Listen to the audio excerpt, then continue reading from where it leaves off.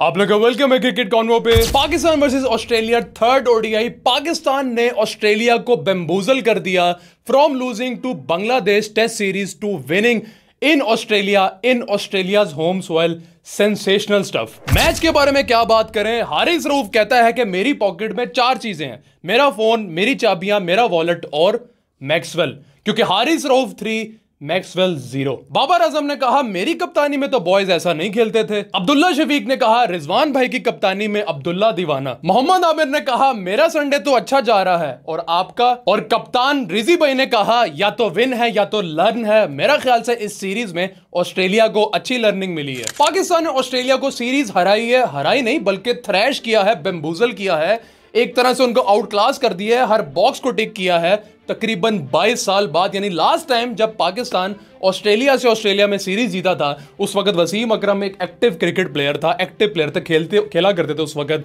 और विराट कोहली ने तो अभी अंडर 19 का डेब्यू ही नहीं किया था और उस वक्त फेसबुक, इंस्टाग्राम ये चीजें भी नहीं आई थी, आईफोन भी नहीं आया था और आपका नसीम शाह मेरे ख्याल उस वक्त पैदा भी नहीं हुआ था। यानी इतने साल बाद एक हिस्टोरिक अचीवमेंट। यानी आप इस जीत को, इस सीरीज विन को ब्लफ नहीं कह सकते। आपके साइम ने डेब्यू किया, आपके इरफान खान नियाजी ने डेब्यू किया, आपके कामरान गुलाब ने डेब्यू किया, आपके आगा सलमान, इन लोगों ने अभी सीना कंट्री के खिलाफ ये फर्स्ट टाइम खेल रहे थे, फर्स्ट टाइम ये आए हैं यहाँ खेलने। और आपका हसनैन भी जो है वो इंजरी के बाद वापस आ रहा है। तो मेरा ख्याल है कि यार क्रेडिट तो बनता है और क्रेडिट देना चाहिए। फिर अग्रेसिवनेस की बात करें तो पाकिस्तान ने पूरी सीरीज में तकरीबन 21-22 छक्के मारे और ऑस्ट्रेलिया जो हमेशा से अग्रेसिव क्रिकेट खेलता हुआ आया है अपने ही होम पे सिर्फ 8 छक्के मार सका। यहां से साबित हो रहा है कि पाकिस्तान की अप्रोच इस बार क्या जबरदस्त अप्रोच थी। किलर इंस्टिंक्ट के साथ पाकिस्तान जो है इस सीरीज में उतरा और क्या ही जीत लिया यार, मजा आ गया लिटरली। फिर वसीम अकरम ने बयान दिया कि हम भी जब ऑस्ट्रेलिया में जाके ऑस्ट्रेलिया को सीरीज हराया करते थे या ऑस्ट्रेलिया से उनके होम में मैच जीता करते थे तो हमारे लिए वो एक बड़ी अचीवमेंट होती थी, हम उस चीज को चेरिश करते थे। लेकिन इन बॉयज ने जो किया है इन कंडीशंस में, इस डाउन एंड आउट पोजीशन से निकल कर वापस आते हुए, तो ये चीज, ये जो करना है ना उनका, इस चीज को वसीम अकरम ने अपनी विन से ज्यादा रेट किया। मजा आ गया कसम से। कोई सोच भी नहीं सकता था, कोई फोरकास्ट नहीं कर सकता था, इमेजिन नहीं कर सकता था कि ये टीम जो 12 महीने से हारती हुई आ रही है, रिकॉर्ड्स पर रिकॉर्ड्स बनाती हुई आ रही है, हार के बांग्लादेश से टेस्ट सीरीज हारी, उससे पहले यूएसए से हारना, आयरलैंड से हारना, कोई सोच भी नहीं सकता था कि यार ऑस्ट्रेलिया से ये जो सीरीज होने वाली है, जो होगी 2-3 महीने बाद, इसमें पाकिस्तान ऑस्ट्रेलिया को उसके अपने होम में हरा देगा, वो भी इस तरह, वो भी इन मार्जिन से। मतलब आप देखें कि किस तरह आउट क्लास किया है पाकिस्तान के बॉलर्स का। आप रिकॉर्ड देखें, 26 विकेट्स, मतलब मोस्ट विकेट्स बाय, आप मतलब बॉलिंग ट्रायो, यानी 26 wickets against Australia in an ODI, मतलब जॉइंट रिकॉर्ड उन्होंने बना लिया है। तो कहीं ना कहीं लगता है कि वो अग्रेसिव अप्रोच जो टीम के अंदर आ चुकी है ना, वो भाई वो अब काम दिखाने वाली है। फिर रिकॉर्ड पे रिकॉर्ड जो इस बार इस सीरीज में टूटे हैं। ऑस्ट्रेलिया का lowest ever ODI score in 3 matches series against Pakistan. फिर आप 22 साल बाद ऑलमोस्ट आप जीते हो ऑस्ट्रेलिया से। फिर कप्तान रिजवान की विकेट कीपिंग की बात करें तो most number of dismissals by a wicket keeper in a 3 match ODI series.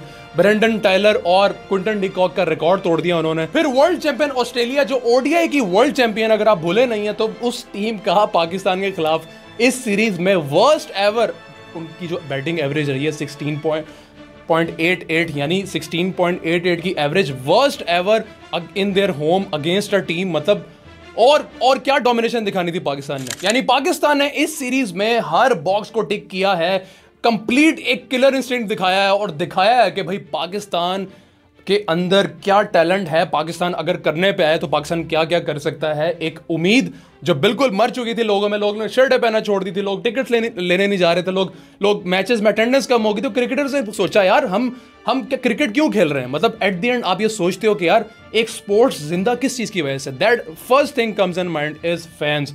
अगर आप फैंस के लिए खेल रहे हो, अगर आप फैंस को, आपकी गेम ऐसी है कि फैंस आपको देखने आना, तो वो सबसे बड़ी आपके लिए जीत है। और मेरा ख्याल है कि जिस लेवल की क्रिकेट, जिस वैल्यू की क्रिकेट, जिस क्वालिटी की क्रिकेट पाकिस्तान ने सीरीज में इन 3 मैचेस में खेली है, फैंस का अब आना बनता है, ये शर्ट लोगों का वापस पहनना बनता है।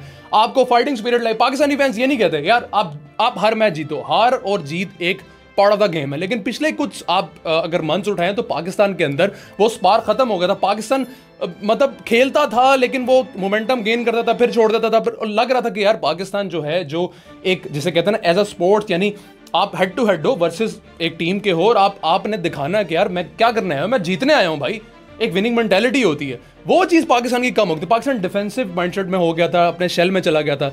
लेकिन इस बार पाकिस्तान थोड़ा सा एक जिसे कहते हैं लीडरशिप की चेंज आई, तो पाकिस्तान के अंदर वो चीज़ वापस आई कि भाई हम खेलने आए हैं। एक फाइटिंग स्पिरिट जो है ना, जो रिजवान ने इंटरव्यू में कहा कि यार जो मर्जी है हम हारें या जीतें, हम ना लड़ाई नजर आनी चाहिए, वो चीज़ नजर आई है। और जब आप इस ब्रांड की क्रिकेट खेलते हो तो भाई आपकी लक भी चलती है, आपकी गेंद भी चलती है, आपका बल्ला भी चलता है, आप कैसे से पकड़ते हो। और यही हुआ है, वो भी ऑस्ट्रेलिया के खिलाफ, ऑस्ट्रेलिया के होम में।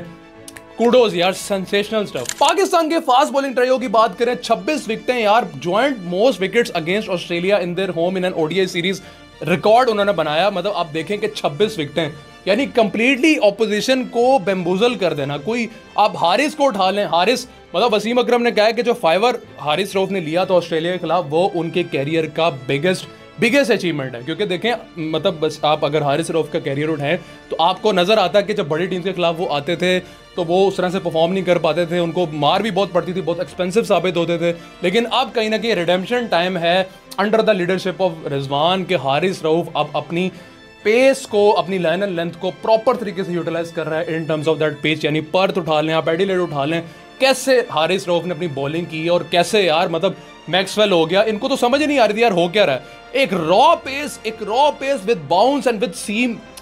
मैं कहता हूँ यार ये बंदा, इस बंदे को टेस्ट में लाना चाहिए। आपको कहीं ना कहीं साउथ अफ्रीका की सीरीज में हारिस रऊफ को कंसिडर करना चाहिए। लिमिटेड ओवर्स ही सही, but Haris Rauf should be the part of the squad versus south Africa. फिर शहीनशाह अफरीदी की बॉलिंग, विंटेज शहीनशाह अफरीदी। हम यार हमेशा कहते हैं कि यार पेस गिर रही है। मैंने इस मैच में नोट किया कि शहीनशाह अफरीदी ने एक नया स्किल डेवलप किया है, वो ये कि वो इस मैच में कहीं ना कहीं अपना आउट स्विंग दे रहे थे। मतलब आप उनकी सीम पोजीशन देखें इस इमेज में, कहीं ना कहीं लग रहा था कि वो आउट स्विंग जनरेट करे। उन्होंने आउट स्विंग की भी है जो वो पहले नहीं करते थे। यानी इसका मतलब ये हुआ कि कहीं ना कहीं अगर उनको लग रहा है कि पेस मेरी वापस नहीं है, ऐसा होता है, आपको इंजरीज ऐसी होती हैं, जो बंदा उस चीज़ से गुजर रहा होता है उसे ही पता होता है कि यार इस इंजरी के बाद मेरी वो मसल मेमोरी बनेगी, क्या मैं उस सेम रिदम में वापस आ पाऊंगा या नहीं, ये उस बंदे को ही पता होता है। कहीं ना कहीं फिजियो उनके साथ होंगे। पाकिस्तान का प्रीमियम बॉलर है, मुझे नहीं लगता कि उन्होंने कोशिश नहीं की होगी कि यार मैं अपनी पेस वापस ना लेकर आऊं। लेकिन इंजरी के बाद अगर वो चीज़ नहीं हारी तो उस चीज़ को कंपनसेट करने के लिए अब शहीनशाह अफरीदी कहीं ना कहीं एक नया टूल किट अपने अंदर, नया एक टूल जो है वो लेकर आ रहे हैं, वो आउट स्विंग का। और मुझे लिटरली याद आ गया आज मोहम्मद आसिफ जो 124 130 से नीचे बॉलिंग करते थे और उनकी स्विंग नहीं पकड़ जाती थी। अगर आप ऐसे बॉलर बन जाते तो यार मतलब और क्या चाहिए, हमें तो चाहिए यार विंटेज शहीनशाह अफरीदी जो आते हैं, यॉर्कर मारते हैं। अगर खाली स्पीड से ही विकेट्स लेनी है, खाली स्पीड ही होती तो फिर और क्या, मतलब आपको चाहिए टूल किट जिसमें आपके पास इन स्विंगर भी हो, आउट स्विंगर भी हो, आपके पास यॉर्कर भी हो, आपके पास ऑप्शंस हो। जैसे ग्रेड्स होते थे हमारे, वसीम अकरम, वकार यूनुस, जो बैट्समैन को जज ही नहीं होता था कि यार ये अगली बॉल क्या करने वाला है। अगर ये चीज़ शहीनशाह अफरीदी के अंदर आती है, जो नजर आई है इस सीरीज में, तो भाई शहीनशाह अफरीदी का प्रॉपर तरीके से कमबैक हो चुका है। फिर नसीम शाह ने भी आज कमबैक किया, 3 विकेट्स ली, जो कहीं ना कहीं डाउन एंड आउट थे, नजर नहीं आ रहा था कि नसीम शाह कुछ वापस निक में आ रहे हैं। वो आज पता लगा कि यार नसीम शाह भी अब भाई वो इस ट्रायो का हिस्सा है, वो भी इस चीज़ का पार्ट है। हसनैन ने भी बहुत ज़बरदस्त बॉलिंग की इस पूरे सीरीज़ में। मतलब ऑल क्रेडिट टू, मतलब इस सीरीज़ की विन की टोन अगर सेट की है तो वो आपके फास्ट बॉलर्स ने की है। और ऑस्ट्रेलिया में अगर आपके फास्ट बॉलर्स चलते हैं तो समझ लें आधा मैच तो आप वहीं जीत गए। उनके पास भी तो पूरे बॉलर थे, कमिंस था, स्टार्क था, हेजलवुड था।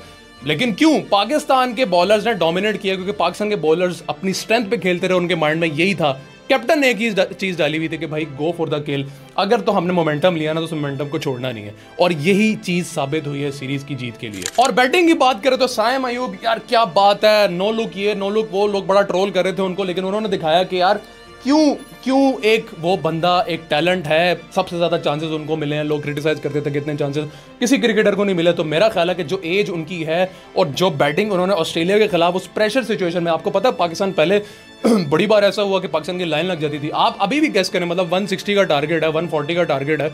आप अगर ऑस्ट्रेलिया ऑल आउट हुआ तो आप इमेजिन कर सकते हैं पाकिस्तान की बैटिंग लाइन हमेशा से कितनी फ्रेजाइल रही है। हमेशा से लाइन लगती है, ओपनर थोड़ा सा स्टैंड लेता है, गिरते वो एक ताज के पत्तों की तरह जो है ना पूरी टीम बिखर जाती है। और ये बहुत बार हुआ है। लो टारगेट पे पाकिस्तान टारगेट चेज नहीं कर पाता था, पाकिस्तान प्रेशर ले लेता था। उस प्रेशर को रिलीज किया है इन सब मैचेस में साइम अयूब ने। लिटरली एक मैच्योर इनिंग्स आज भी कल भी, और नजर आ रहा था ना सिर्फ मैच्योर, जिस लेवल की स्ट्रोक प्ले वो कर रहे थे। लिटरली वसीम अकरम कहते हैं यार ऐसा लग रहा है कि वक्त जो है ना पुराना वापस आकर मुझे ऐसा लग रहा है सईद अनवर खेल रहे हैं। एक बहुत बड़ी बात है कि सईद अनवर जैसे प्लेयर को आप इनसे कंपैरिजन करिए। साइम अयूब के लिए एक बहुत प्राउड की बात है कि उनको एक ग्रेट प्लेयर के साथ कंपेयर किया जा रहा है। फिर अब्दुल्ला शफीक ने भी बड़ी मैच्योर इनिंग्स खेली। कहीं ना कहीं ये जो पेयर था हमारा ओपनिंग पेयर, ये कहीं ना कहीं लड़खड़ा रहा था और आपको लग रहा था कि यार अब हमारा ओपनिंग पेयर चेंज होना चाहिए। उस लेवल की ये लोग कंसिस्टेंसी नहीं दिखा रहे थे, लेकिन अब कहीं ना कहीं ये दोनों पेयर अपने आप को स्टैब्लिश करता नजर आ रहे हैं। और उसके साथ साथ आप देखें तो आज के मैच में जब फिनिश हुआ, जो बाबर आजम ने, मतलब रिजवान ने सिंगल लिए पर बाबर आजम ने आके छक्का मारा है, वो छक्का मारा है, मतलब बॉल गिरी है और जो दोनों आके मिले हैं, मतलब former captain, new captain, the way they hugged and वो बाबर आजम ने रिजवान के सर पे ऐसे हाथ मारा है और क्या फीलिंग्स थी यार। फिर टीम सारी अंदर आई, जैसन गिलिस्पी से सब मिल रहे थे, रिजवान हर बंदे से मिल रहा था।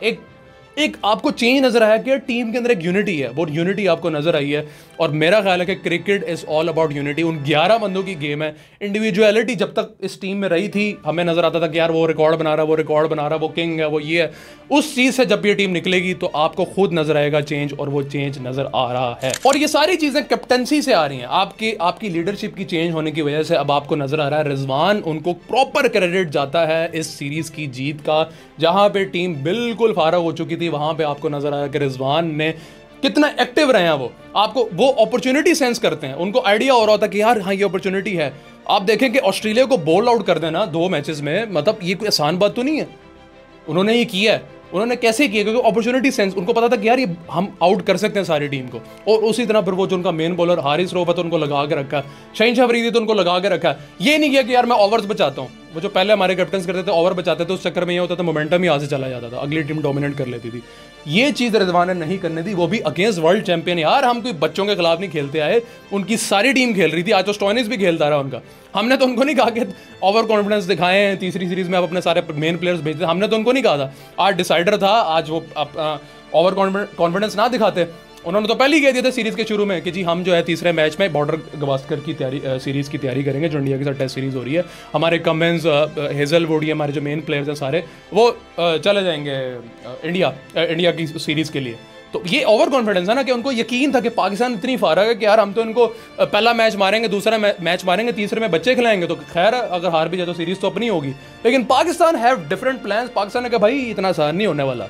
और पाकिस्तान ने आज जब उनको 140 पे बुक किया, भाई मुझे लग गया था कि पता कि भाई नहीं, ऑस्ट्रेलिया का ओवर कॉन्फिडेंस। फिर वो बिफर गए थे, उनसे कितने कैचेस उन्होंने आज छोड़े हैं, इजी जैम्पा ने कैच छोड़ा वहां से, उनके मतलब उनको समझ नहीं आ रही थी यार हमारे साथ हो क्या रहा है। ये अप्रोच चाहिए भाई, जब आप अगली टीम को जो वर्ल्ड चैंपियन है उनको समझना है कि यार हमने क्या करना है। ये मेंटालिटी चाहिए, ये आपको फोर्स चाहिए, यही आपको अप्रोच चाहिए। और ये चीज़ आपकी कैप्टनसी से आती है भाई। ये आपको सल्यूट करना चाहिए मोहम्मद रिजवान को।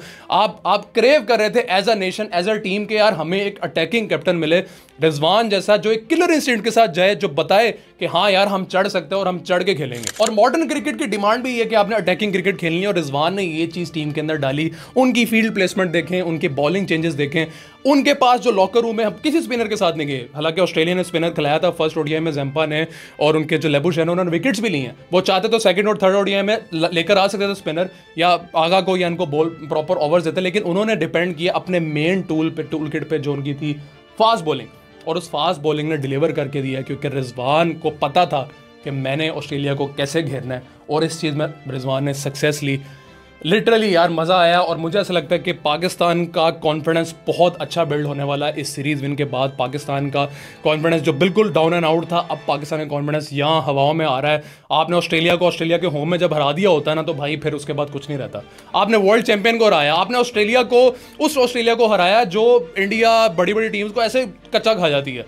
यहाँ से ऐसा लगता है कि पाकिस्तान का कहीं ना कहीं वो टर्न अराउंड होगा, और पाकिस्तान एक रियल कंटेंडर बन सकता है होने वाले चैंपियंस कप का। वो भी पाकिस्तान के होम में हो रहा है, तो मुझे ऐसा लगता है कि पाकिस्तान का एक बड़ा अच्छा चांस है। और फिर आपके यंगस्टर्स, आपका जो बेंच है वो भी स्ट्रांग होगा जिम्बाब्वे की सीरीज़ में। तो मुझे ऐसा लगता है कि पाकिस्तान की एक बड़ी अच्छी, जिसे कहते हैं ना, हिस्ट्री का एक वो जो पन्ने हैं ना, बड़े ज़बरदस्त रिवाइवल हो गया शुरू।